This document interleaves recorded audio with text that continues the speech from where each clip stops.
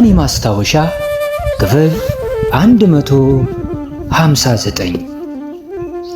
ሊነጋ ሲል ይጨልማል። እውነት ሊነጋ ሲል ይጨልማል። የምር ይሄ አልፎ ቀን ይተካል። ሲጨላልም እፈራለሁ። ያልነጋ እንደሁ እያልኩ የሲቃ እንባ አነባለሁ። ያልነጋ እንደሁ እያልኩ የሲቃ እንባ አነባለሁ። መንጋቱ ስለምን የሚያስብሉ ቀናቶች ሳሳልፍ በስቃይ ነጎዱ ወራቶች። የተጨነቀች ነፍስ የተያዘች ሲቃ መቼ ነው የሚነጋው? ንገሪኝ ጨረቃ። ሊነጋ ሲል ይጨልማል ይሆን እንዴ ወይ ተረቱ? እኔ ምን አውቃለሁ ረዘመብኝ ሌቱ። ጨረቃ ስለምን ነው ዕድሜዋ ረዘመ? መንጋት ብሎ ነገር ቀረ እንደታለመ። በከባድ ጨለማ ጎጆዬ ዘመመ። ነጋ ጠባ መሼ ፊቴን በእንባ አርሼ።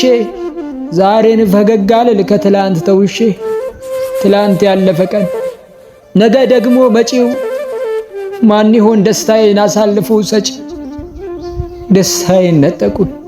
ደስታዬን ነጠቁኝ በማላውቀው ነገር። ሊነጋ ሲል ይጨልማል አሉኝ መልካም ነገር። እውነት ሊነጋ ሲል ይጨልማል? ርዝመቱስ ምን ያህላል? የሚነግረኝ አለ ሐቂቃውን በሐቅ እየተንገዳገድኩ በተስፋ እንድጠብቅ። መፍገግ እኮ ፈጓል ትታያለች ፀሐይ።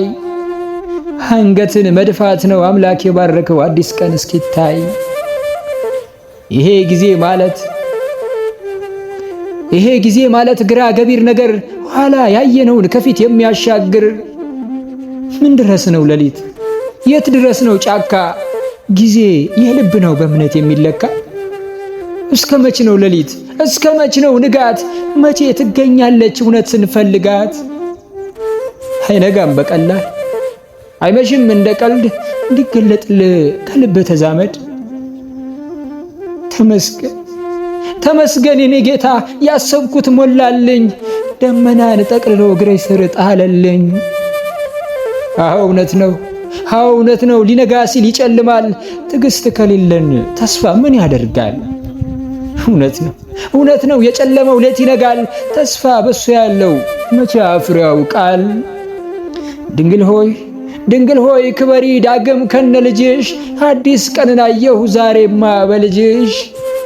ቃል ለሰማይ ለምድር ወስብሐት እግዚአብሔር። እዚህ ጋር ማስገንዘብ የምፈልገው ነገር ቢኖር በዋናነት በሕይወታችን ውስጥ ብዙ ውጣ ውረዶች፣ ብዙ ስቃይ እንግልቶችን ልናሳልፍ ሊደርሱብን ይችላሉ። ታዲያ የዚህን ሁሉ ቁልፍ እጃችን ላይ ነው።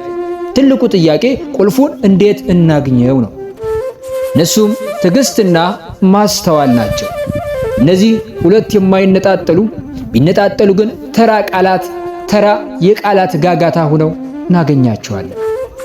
ስለዚህ ውድ እህትና ወንድሞቼ ሆይ በሕይወታችን ውስጥ ብዙ የሚነጉ የማይመስሉ የስቃይ ሌሊቶችን ያሳለፋችሁ ሊሆን ይችላል። ነገር ግን ከላይ የጠቀስኩላችሁን ሁለት ነገሮች ስንቅ በማድረግ የነገዋን ብርሃን ማየት ይቻለናል። አምላክ የፈጠረን ለዓላማ ነውና ዓላማውን ከቶም አይዘነጋም። አምላክ ቢዘገይም የሚቀድመው የለም እንደሚለው